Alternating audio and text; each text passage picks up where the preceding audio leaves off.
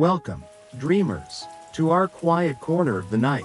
Here, we leave the noise of the day behind and drift into worlds woven from moonlight and mystery. Before we begin our journey, if you find solace in these tales, please consider subscribing and turning on notifications. It helps our channel grow and ensures you never miss a chance to unwind with a new story. Now, find a comfortable position, close your eyes, take a deep, slow breath, and let the story begin. The clock that ticks backward on full moons. Elias first laid eyes on the cottage as the autumn sun was beginning its slow descent, painting the sky in hues of soft peach and lavender. It was smaller than his memories of childhood summers had suggested. A quaint, stone-built structure nestled against the edge of a silver birch wood, looking as though it had grown from the earth itself rather than been built upon it. He had inherited it from his grandfather, a man he remembered as a quiet mountain of gentle smiles and stories that smelled of pipe tobacco and old books. The solicitor had handed him a single, heavy iron key, and with it, a life he hadn't known he was searching for. Unlocking the thick oak door, Elias was met not with the scent of dust and disuse, but with the faint, lingering aroma of beeswax, dried herbs, and a clean, cool air that seemed to hold the stillness of the surrounding forest. It felt less like an abandoned house and more like a place that was simply waiting patiently for someone to return home. He spent the first few days simply existing within its walls, reacquainting himself with the geography of his past. He ran his fingers over the spines of his grandfather's books, a vast collection of local folklore, astronomy, and botany. He rediscovered the worn armchair by the hearth, its leather upholstery perfectly molded to the shape of a person at rest. And he found a quiet joy in the simple ritual of brewing tea in the old ceramic pot. Its blue willow pattern faded from 1,000 uses. The grandfather clock stood in the main living space, a silent, monolithic guardian beside the stone fireplace. It was a magnificent piece, carved from a dark, rich cherry wood that seemed to drink the light from the room. Its face was a work of art, with elegant Roman numerals and intricately detailed brass hands. Below the primary dial was a smaller, more curious one, a moon phase complication, showing a tiny, painted moon arcing through its celestial cycle against a backdrop of deep, star-flecked indigo. For the first 2 weeks, the clock remained silent. Elias assumed it had long since wound down, a relic of a time when the passing of hours was marked by weight and pendulum rather than by silent, digital precision. He considered trying to wind it, but a strange reluctance held him back. It felt like a sleeping giant, and he was unsure if he had the right to wake it. It was part of the cottage's profound quiet, a quiet that was slowly seeping into his own soul, calming the frantic hum of his city life. He began to appreciate the natural rhythms the silence revealed, the gentle whisper of the wind through the birch leaves, the soft thud of a ripe apple falling in the overgrown orchard, the crackle and pop of the logs in the hearth at night. Time in the cottage wasn't measured by the clock's non-existent ticking, but by the slant of the sun through the window panes and the slow, steady creep of the shadows across the wooden floorboards. The silence was a presence, a character in itself, and the clock was its heart. For now, at rest, the first full moon of his stay arrived with a quiet, ethereal grace. It rose above the dark silhouette of the birch trees, a perfect, luminous pearl in a sky of velvet black. Elias had always been drawn to the moon, and tonight, its light was so brilliant it cast soft, silvery shadows inside the cottage, transforming the familiar room into a place of subtle magic. He sat in the armchair, a cup of chamomile tea warming his hands, the fire reduced to a bed of glowing embers. The world outside was bathed in a dreamlike glow, and a deep, profound peace settled over him. It was in this moment of perfect tranquility that he heard it. A low, resonant click. It was so unexpected that he froze, his teacup halfway to his lips. He listened, holding his breath, but the sound was not repeated. He dismissed it as the house settling, the old wood groaning under the cool night air.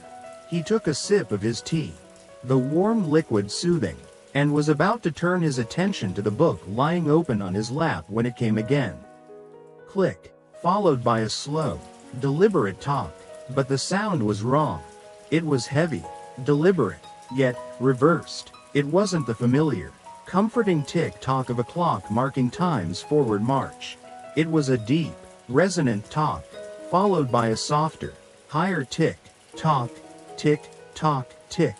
Elias set his cup down on the small side table with a faint clink. His gaze was drawn, irresistibly, to the grandfather clock.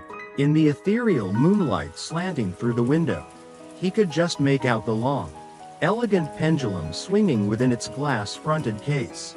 But it was swinging with the same unnatural rhythm as the sound. Instead of a smooth, predictable arc, it moved with a strange, hypnotic cadence that matched the backward beat. He rose slowly from his chair, his stockinged feet making no sound on the old wooden floor. As he drew closer, his eyes fixed on the clock's face. The long, slender minute hand, which he was certain had been pointing just past the 9, was now trembling just before it. As he watched, mesmerized, it gave a soft, almost imperceptible shudder and jumped backward, settling with a soft click on the previous minute mark. A chill, not of fear but of pure, unadulterated wonder, traced its way down his spine. The clock was ticking, but it was ticking backward. His rational mind scrambled for an explanation. A mechanical fault? Some bizarre, intricate flaw in the ancient gearing? Triggered by, what? A change in temperature? Humidity? It seemed impossible. He stared at the moon phase dial. The painted moon was perfectly full, an exact mirror of the real moon hanging in the night sky. On an impulse, he gently touched the cool glass door of the clock's case. He felt a faint, almost imperceptible vibration under his fingertips. A low hum that seemed to resonate not just in the wood, but deep within his own chest. The talk, tick, continued its steady, reversed beat, a secret pulse in the heart of the moonlit night. For the rest of that night, Elias did not sleep. He remained in the armchair, wrapped in his woolen blanket, simply watching and listening. The clock continued its backward march. Each talk, tick, a gentle, deliberate step into the immediate past. He watched the minute hand creep backward around the dial, rescinding the evening he had just lived. He watched it pass the time he had lit the fire, then the time he had finished his supper, then the time the sun had set. It was utterly bewildering, yet strangely peaceful. There was no sense of menace, no feeling of time unraveling in a dangerous way. It was more like watching a film being rewound in extreme slow motion. As the hand moved, a peculiar phenomenon began to occur. It was subtle at first, so subtle he thought he was imagining it, a trick of the silvery light in his tired mind. As the clock's hands passed the moment he had brought in a bundle of firewood, he caught a faint, fleeting scent of pine and cold night air, a scent that had long since dissipated. He blinked, turning his head, but it was gone as quickly as it had appeared. An hour later, as the clock's hands indicated the time he had been preparing his simple meal, a ghostly aroma of baked bread and rosemary wafted through the room. A warm, savory memory that made his stomach give a soft rumble. He began to understand. The clock was not just reversing its own mechanical function, it was unwinding the sensory tapestry of the room. It was replaying the echoes of recent history, echoes that were apparently stored, somehow, within the very fabric of the space. As the reversed dawn approached, and the real moon began to sink below the horizon, the clock's backward ticking grew softer, the sensory echoes fainter, just as the first pale, rosy light of the new day touched the windows. The clock fell silent, the pendulum stilled, the hands froze in their backward position. Elias walked over to it, his mind buzzing with a quiet, thrilling curiosity. The hands now pointed to the time the sun had set the previous evening. He looked at the moon phase dial. The tiny painted moon was no longer perfectly full, it had shifted an infinitesimal amount, now showing the faintest sliver of shadow on its leading edge. The magic, it seemed, was tied directly to the fullness of the moon. For the entire following day, the clock remained utterly still. Elias found himself looking at it constantly, as if expecting it to spring back to life. But it remained a beautiful, silent statue of wood and brass. The experience of the night before felt like a vivid dream. But the position of the hands on the clock face was undeniable proof that it had been real. He felt a new kind of anticipation building within him. A quiet excitement that had nothing to do with deadlines or appointments. He was waiting for the next full moon. He had a month to ponder the mystery, to wonder what other, older echoes were held within the silent heart of his grandfather's clock. The month passed in a haze of quiet contemplation and gentle discovery. Elias fell into a comfortable rhythm with the cottage and the surrounding woods. He spent his days exploring the winding footpaths, identifying trees and birds from his grandfather's old guides, and his evenings reading by the fire. Yet, beneath this placid surface, a current of anticipation hummed. He found himself tracking the progress of the moon each night with an almost religious devotion, watching it wax from a slender crescent to a gibbous sliver of silver. He began to search through his grandfather's belongings for any clue, any mention of the clock's peculiar nature. He sifted through drawers filled with old maps, seed packets, and bundles of letters tied with faded ribbon. In a dusty wooden chest at the foot of the bed, he found a collection of old photo albums.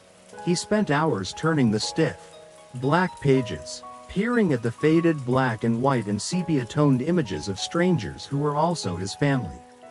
He saw his grandfather as a young man, tall and lanky, with the same thoughtful eyes Elias saw in his own reflection.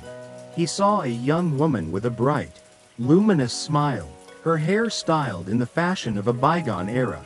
His grandmother, whom he had never met. In one photograph, they were standing proudly beside the grandfather clock. It looked exactly the same, a timeless sentinel, and they were looking at each other, not the camera, a secret, shared joy lighting up their faces. Finally, the night of the next full moon arrived.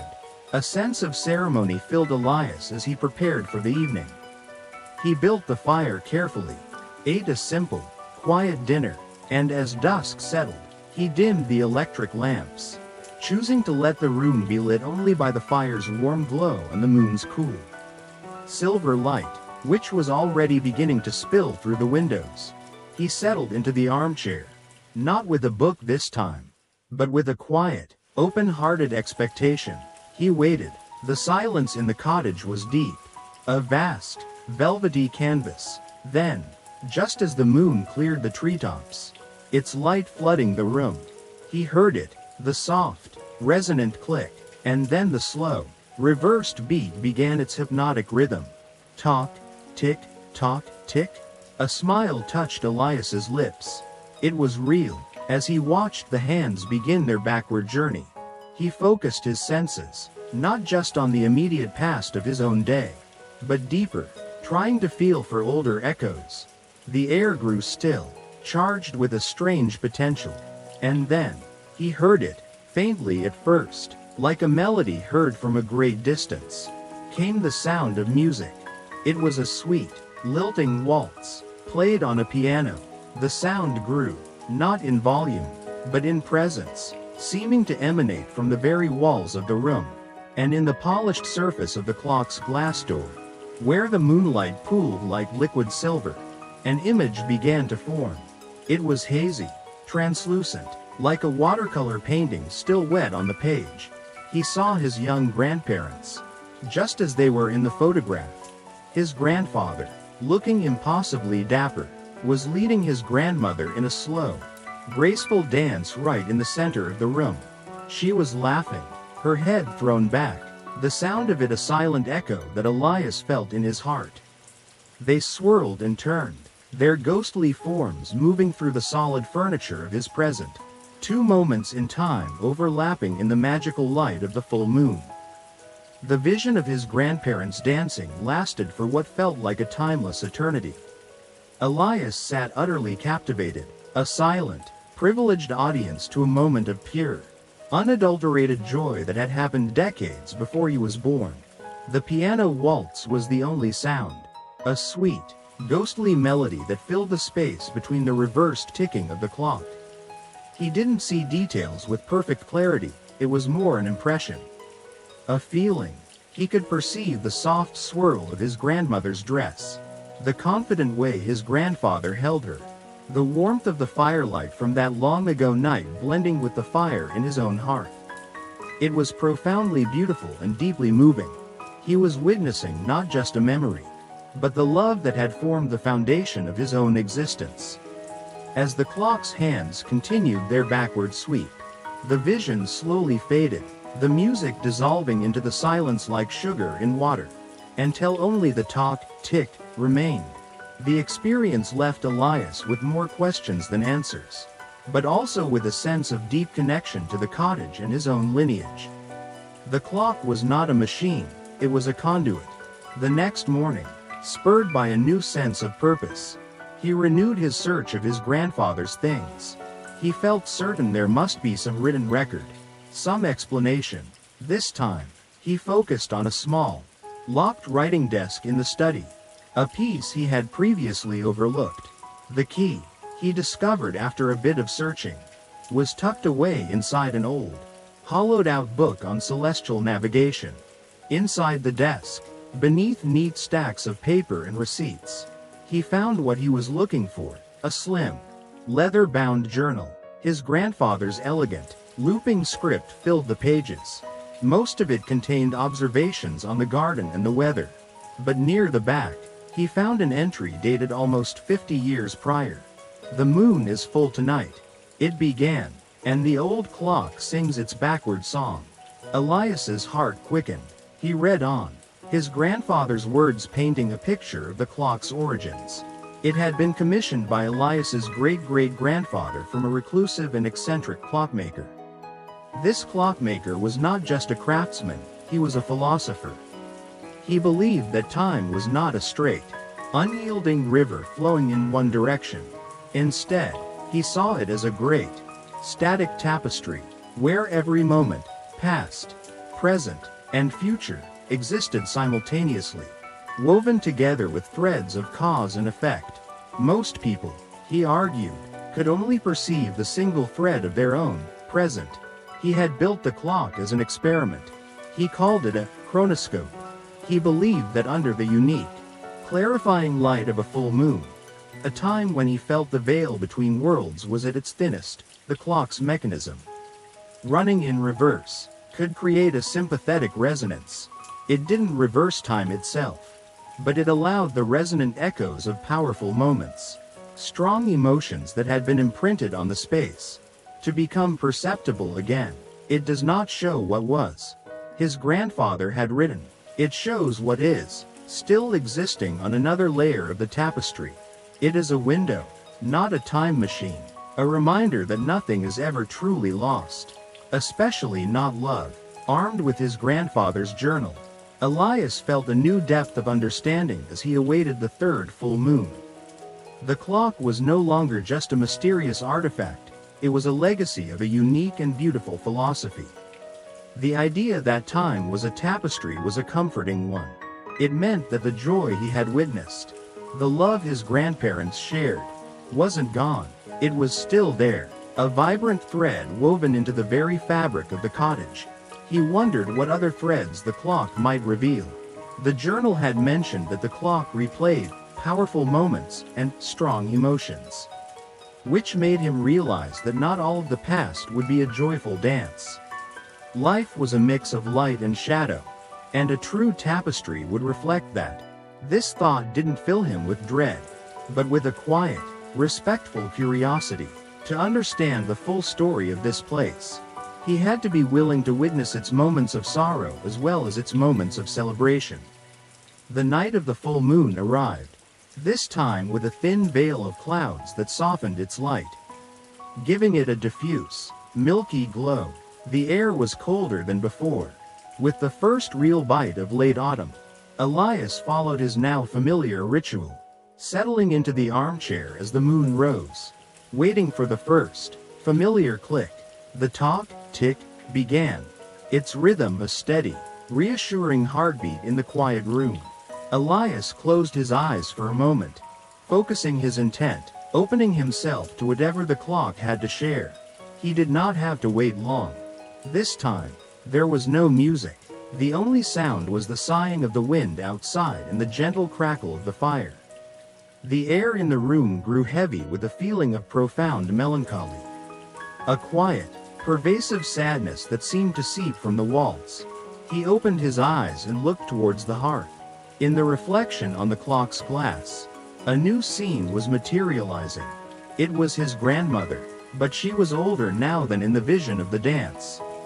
Her hair was streaked with gray, and she was sitting alone in the very armchair that Elias now occupied. She wasn't crying. Her hands were resting quietly in her lap, and her gaze was fixed on the fire. But her expression held a universe of loss and longing. The room around her ghostly form was slightly different. A different rug was on the floor, and a framed photograph that wasn't there now sat on the mantelpiece. He knew, with a certainty that required no explanation, that he was witnessing a moment after his grandfather had passed away. He was seeing her grief, her solitude. It was an intensely private moment, and he felt like an intruder. Yet he couldn't look away. There was a quiet strength in her stillness, a resilience in her sadness. She was not broken, she was enduring. He watched as she slowly raised a hand and gently touched the arm of the chair, her ghostly fingers passing right through the spot where his own hand rested. He felt a sudden, phantom chill, a whisper of the coldness of loss that transcended time. The vision was a stark reminder that the tapestry was woven with threads of every color, and that the quiet moments of sorrow were just as integral to the pattern as the vibrant moments of joy. Witnessing his grandmother's quiet grief had a profound effect on Elias. It made the past feel more real, more complete. It wasn't a highlight reel of happy moments, it was life. In all its complex, bittersweet beauty, he felt a deeper empathy for this woman he had never met. A connection forged across the years by the clock's strange magic. He found himself thinking about her throughout the following month, imagining her life in the cottage, her joys and her sorrows. He began to tend to the small, overgrown garden behind the house, discovering dormant rose bushes and hardy perennials that had survived years of neglect. He felt he was tending to her legacy, nurturing the life she had planted. An idea began to form in his mind, a gentle experiment. The clock, his grandfather wrote, was a window, but was it a window that could be looked through from the other side? Could the past, in some small way, perceive the present? He doubted it, but the thought was a compelling one. He decided to try something. In one of the photo albums, he had seen a picture of his grandmother arranging a vase of late-season asters on the mantelpiece. The asters in the garden were now in full, glorious bloom, their vibrant purple and pink heads nodding in the crisp autumn air. On the night of the next full moon, he prepared his small offering. He cut a handful of the most beautiful asters, their petals still damp with evening dew, and arranged them in an old ceramic vase he'd found in a cupboard, the very same vase from the photograph. He placed it carefully on the mantelpiece, in the exact spot he had seen in the picture. He then settled into his chair and waited for the familiar ritual to begin. The moon rose, brilliant and sharp in a cloudless sky. The clock stirred to life with its backward beat. Elias kept his gaze fixed on the mantelpiece, his heart beating with a quiet, hopeful anticipation. For a long while, nothing happened. The room was filled with the usual charged stillness. He began to think his experiment was a foolish fancy. But then, a subtle shift occurred. The air grew thick with the sweet, peppery scent of fresh asters, far stronger than the bouquet on the mantel could produce on its own. And in the reflective glass of the clock, the image of his grandmother began to fade into view. She was standing by the fireplace, her back mostly to him, arranging her own flowers in her own time. She placed a purple aster into her vase, her movements slow and deliberate. Then, she paused, as if sensing something. She turned her head slightly. Her translucent form looked directly towards the mantelpiece of Elias's present. Her eyes, hazy and indistinct, seemed to widen for a fraction of a second. A soft, gentle smile touched her lips, a look of faint, pleasant surprise, as if she had just caught a whiff of a familiar perfume or heard a half-forgotten song. Then, she turned back to her flowers, and the moment was gone. The vision faded shortly after. Elias sat back, his breath catching in his throat. It was not a direct interaction, not a conversation across time. It was something far more subtle and far more beautiful. It was an acknowledgement, a shared moment of beauty, a bridge of flowers connecting two solitudes across the vast expanse of the tapestry. The connection he'd felt during the Aster incident lingered with Elias long after the vision faded. The cottage no longer felt like just his grandfather's house, it felt like a shared space. A home whose walls were saturated with the presence of those who had loved it before him. He was not a solitary resident, but the latest in a line of caretakers, a guardian of its memories. This realization brought him a profound sense of peace and belonging. He had come to the cottage seeking quiet, and he had found it, but he had also found a connection that quelled a deeper, lonelier silence he hadn't known he was carrying. He had become a part of the tapestry. The next full moon rose on a cold, clear winter's night. A soft blanket of snow covered the ground, muffling all sound and turning the world outside into a monochrome etching of white and black. The light from the moon was dazzling, reflected and amplified by the pristine snow, and the cottage was filled with a bright, otherworldly glow. Elias sat by the fire, the clock's backward ticking a familiar, comforting rhythm, like the breathing of a sleeping friend. He had no expectations for this night's vision, no experiments planned. He was content simply to be a quiet observer, to receive whatever gift the clock and the moon chose to offer. He closed his eyes, listening to the talk, tick, and the soft hiss of the fire. When he opened them again, the vision was already forming in the clock's glass. It was not of his grandparents this time. The perspective was different, lower to the ground. The scene was the same room, the same fireplace, but the fire was roaring. A great, dancing beast of orange and yellow. And sitting on the hearth rug, his small back to Elias, was a little boy. He was perhaps 5 or 6 years old, with a mop of unruly dark hair. He was completely absorbed in his task, which was to arrange a small collection of acorns and pine cones into lines and patterns on the stone hearth. Elias watched, a strange sense of familiarity washing over him. Then, a pair of legs in worn trousers entered the frame of the vision, followed by a gentle hand that came down to ruffle the boy's hair. The boy looked up, and in that moment, Elias's breath caught in his chest. He was looking at his own face. It was him. He was watching a memory from his own forgotten childhood. A winter visit to his grandfather's cottage. The hand, of course, belonged to his grandfather. He couldn't see the older man's face, but he could hear, in the resonant chambers of his own memory, his grandfather's deep, rumbling voice telling him a story about how the acorns were a fairy army. The little boy in the vision giggled, a sound that Elias felt more than heard. He was both the observer and the observed, the man in the chair and the boy on the floor.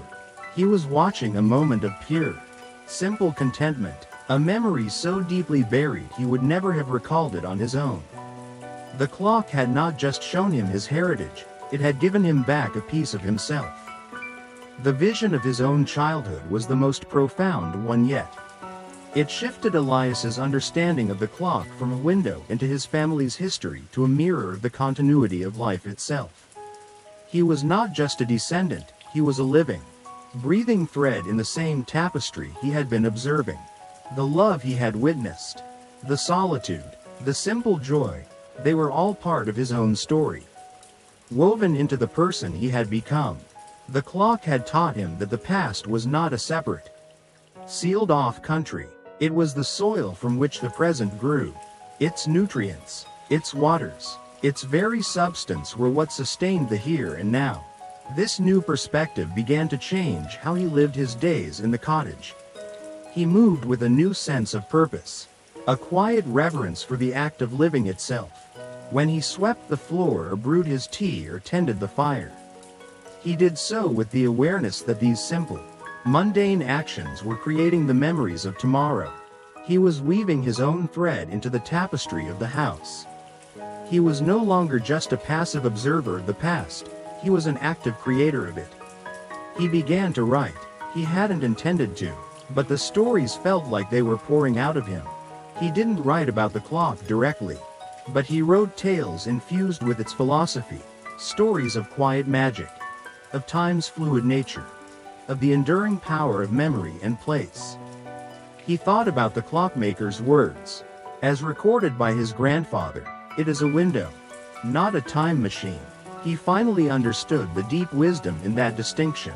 A time machine implies the desire to change the past, to fix mistakes, to avert tragedies, to recapture lost joy. But the clock offered something more peaceful. It offered acceptance. It showed that every moment, good and bad, had its place in the grand design. To remove a thread of sorrow would be to unravel the strength it wove into the whole. His grandmother's grief was as essential to the story of the house as her joyful dance. His own solitary childhood moment by the fire was a seed that had grown into the contemplative man he was today. The mystery of the clock was not something to be solved, but something to be lived with. Its purpose was not to provide answers, but to encourage a deeper appreciation for the questions. On the nights between the full moons, when the clock stood silent, he would often sit before it in the quiet, running his hand over the cool, smooth wood. He would thank it.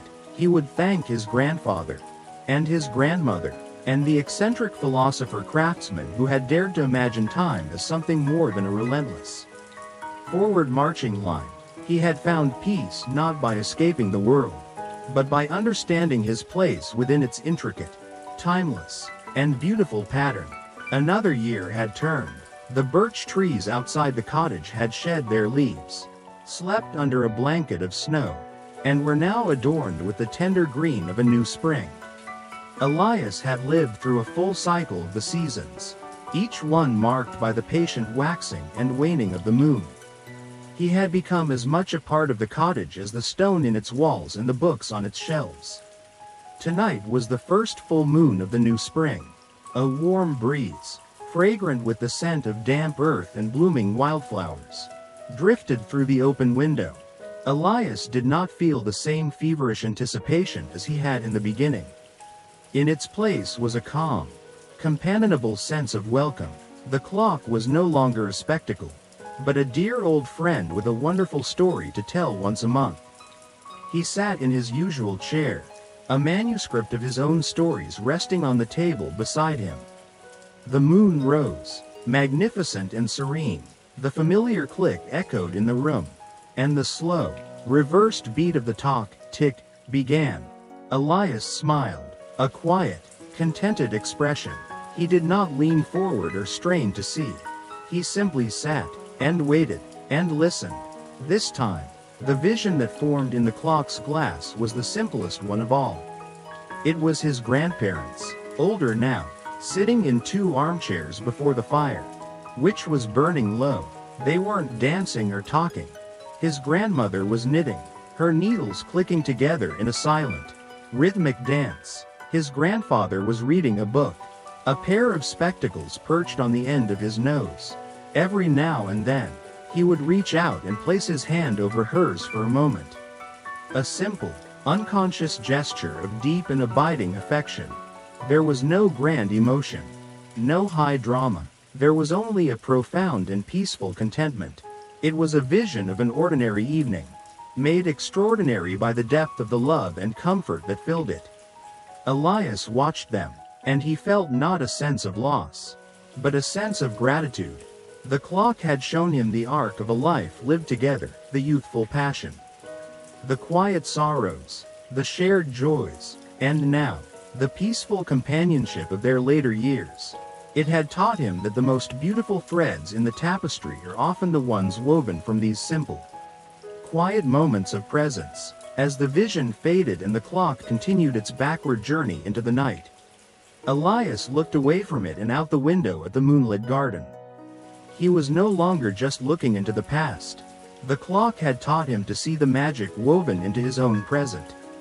The beauty was not just in the ghostly echoes, it was here, now, in the scent of the spring night, in the warmth of the dying fire, in the silent promise of the stories waiting to be written.